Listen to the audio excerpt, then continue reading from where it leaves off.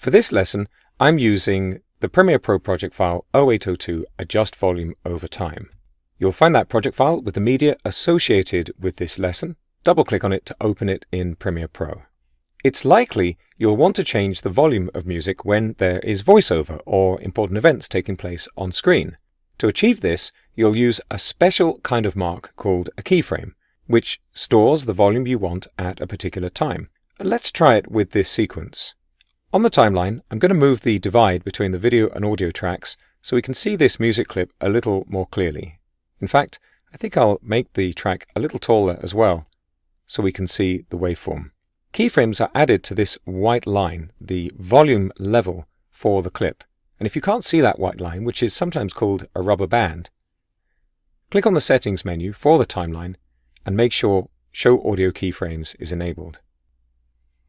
Right now, I can see there's already been an audio adjustment. This white line is below the halfway mark on the clip. So overall, it's a little quieter.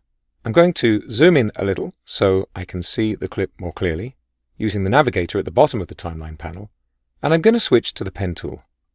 With the pen tool selected, I'm going to add a couple of keyframes at the beginning and end of each of those voiceover clips. I want the music to get quieter during the voiceover. I'll just do the first two here so you can see how this looks. Now, I can click on any of these keyframe marks and adjust the volume. Or, if I hold down the Control key on Windows or Command key on macOS, I can click on the line between two keyframes and drag it down to make a flat level adjustment. A keyframe is a mark on a frame. It's not the frame itself, even though the name is keyframe. The word is taken from the world of animation, where animators would specify the details of specific frames and allow assistant animators to fill in the gaps. And that filling in of the gaps is important.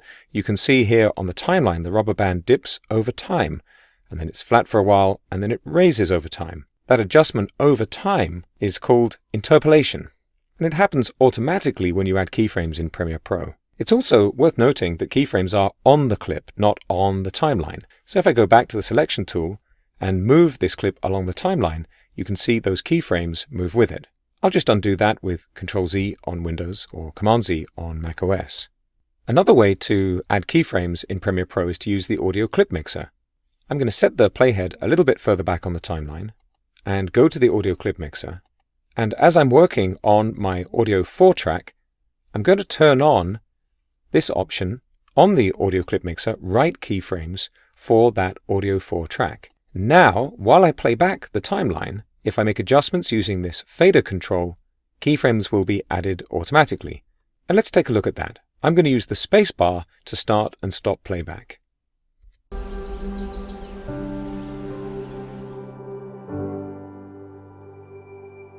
This is my story of returning home to the land of the eternal spring. You can see right away lots of keyframes have been added using this method. I'll zoom in a little more using the navigator so we can see them more clearly. The selection tool will allow you to select and move keyframes. But if you want to select and move multiple keyframes, go back to the pen tool, and now you can lasso to select them and move them all together. Remember, the higher a keyframe is, the louder the volume will be. If you want to delete keyframes, make sure they're selected and press the delete key. Remember, when you finish working with a tool like the pen tool, be sure to go back to the selection tool afterwards so everything functions as you expect. Once you master keyframing, that's adding marks with specific settings on them, you'll discover you can apply the same technique in lots of ways, including when working with visual effects. It's a powerful but simple way to take your creative work to the next level.